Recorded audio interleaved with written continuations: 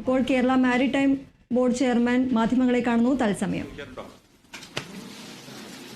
ഇത് നിങ്ങൾ എല്ലാം അടച്ചു കഴിഞ്ഞിട്ടാണ് ഇതെല്ലാം ഇതിനൊക്കെ ആധികാരികമായിട്ട് ഉത്തരം തരേണ്ടതെല്ലാം ഗവൺമെന്റ് ഓഫ് ഇന്ത്യ അവർക്കാണ് ഇത് കൃത്യമായി ഇതിനെന്തുവാ ഇത് ഞങ്ങൾ ചെയ്യുന്നു ഇൻവെസ്റ്റിഗേഷൻ എന്ത് പ്രോഗ്രസ് ആയി.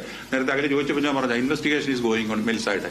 അത് ഇൻവെസ്റ്റിഗേഷൻ മർച്ചന്റ് ഷിപ്പിംഗ് ആക്ട് അനുസരിച്ച് അവരുടെ റോളാണ്. ആ ഇൻവെസ്റ്റിഗേഷന്റെ റിസൾട്ട് ഇപ്പൊ താമസിയാതെ വരും. അത് പബ്ലിക് ഡൊമൈനിൽ വരും.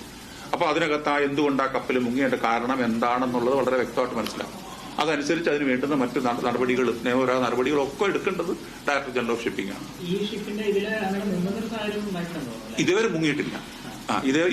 അതൊരു എന്താ പറയാ ഒരു ഒന്നോ രണ്ടോ കണ്ടെയ്നറുകൾ ഈ സെൽഫ് കമ്പസ്റ്റബിൾ ആയിട്ടുള്ള അല്ലെങ്കിൽ എന്താ പറയാ സ്വയം കത്തുന്ന എന്തോ സാധനം ഉണ്ടായിരുന്നത് ഏതോ തരത്തിലുള്ള ഫ്രിക്ഷൻ കൊണ്ടോ മറ്റേതെങ്കിലും കൊണ്ടോ അത് കത്തി, അത് പടർന്നു തീ പിടിച്ചു.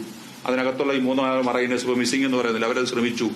അപ്പോൾ രക്ഷയില്ലെന്ന് കണ്ടപ്പോൾ ബാക്കി 18 പേര് മറ്റു റാഫ്റ്റിലും ഒക്കെ ചാടിയവർ രക്ഷപ്പെട്ടു. 4 പേരെ കുറിച്ച് ഇപ്പോഴും നമുക്ക് അതിനകത്ത് വിവരം ഇനി അതിലെ വിവരം അറിയണമെങ്കിൽ കോസ്റ്റ് ഗാർഡ് ഓഫ് ഷിപ്പിംഗ് അവരപ്പോഴപ്പോഴും ആ വിവരങ്ങൾ അവർക്ക് മാത്രം. ഇപ്പോൾ അവരുടെ ഒരു അപകടം നടന്ന ഫസ്റ്റ് എന്ന് പറഞ്ഞാൽ SR എന്ന് പറയും, സെർച്ച് ആൻഡ് റെസ്ക്യൂ, അന്വേഷിച്ച് ജീവൻ രക്ഷപ്പെടുത്തുക എന്നുള്ള ആദ്യം.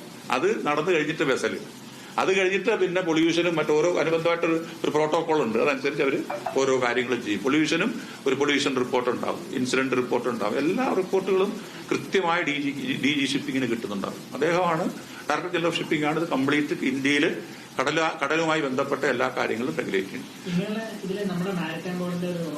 നമുക്ക് നിലവിൽ നമ്മുടെ പോർട്ട് 17 കൊച്ചു പോർട്ടുകളുണ്ട്. നമ്മുടെ പോർട്ടിനൊരു ജൂറിസ്ഡിക്ഷൻ ഉണ്ട്. ആ പോർട്ടിന്റെ ഉള്ളിൽ എന്ത് അപകടമോ പ്രശ്നമോ കാര്യങ്ങളോ നടന്നാലും നമുക്കൊരു റോളുണ്ട്.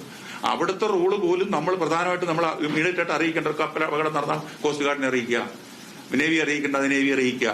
പിന്നെ നമ്മുടെ കോസ്റ്റൽ പോലീസ് ഉണ്ട്. പൊല്യൂഷനുമായിട്ട് ബന്ധപ്പെട്ട കാര്യങ്ങളുണ്ടെങ്കിൽ പൊല്യൂഷൻ കണ്ടുപോയി അറിയിക്കുക.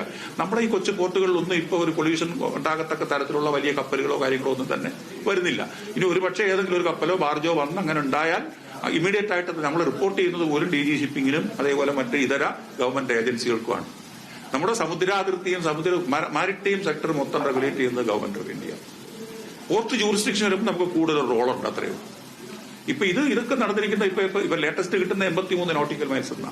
83 നോട്ടിക്കൽ എന്ന് പറഞ്ഞാൽ മോർ ദാൻ എന്താ പറയാ 18.8 10 140 കിലോമീറ്റർ കൂടുതലായി. അപ്പോൾ അവിടെ വന്നു കഴിയുമ്പോഴത്തേക്ക് പിന്നെ മൊത്തം ഗവൺമെന്റ് ഓഫ് ഇന്ത്യ ഏജൻസികൾക്ക് അത് ചെയ്യാൻ പറ്റും.